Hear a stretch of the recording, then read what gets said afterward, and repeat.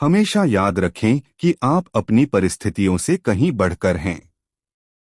कल की तुलना में आज बेहतर बनने की कोशिश ही वास्तविक जीत है।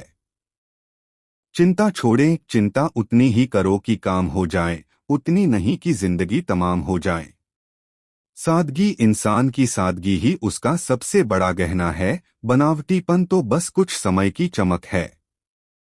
मदद, किसी की मदद करने के लिए धन की नहीं, एक अच्छे मन की जरूरत होती है।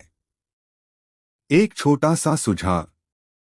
जीवन में बदलाव एक दिन में नहीं आता, लेकिन हर दिन एक छोटा सा सकारात्मक विचार पढ़ने और उसे अपनाने से आपकी सोच पूरी तरह बदल सकती है।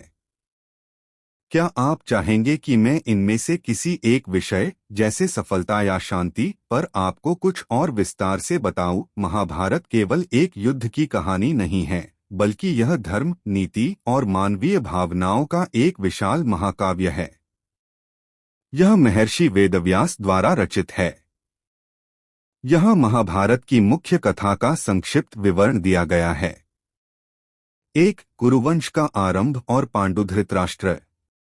हस्तिनापुर के राजा शांतनु के वंश में धृतराष्ट्र और पांडु दो भाई थे। धृतराष्ट्र जन्म से अंधे थे, इसलिए पांडु को राजा बनाया गया।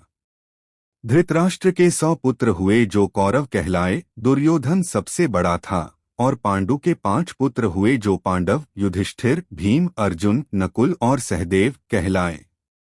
2. ईर्ष्या और षड्यंत्र। पांडु की मृत्यु के बाद कौरवों और पांडवों के बीच राज्य को लेकर विवाद शुरू हो गया।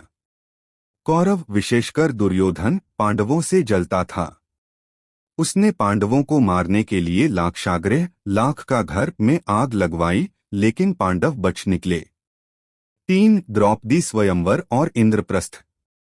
वनवास के दौरान अर्जुन ने द्रौपदी से विवाह किया।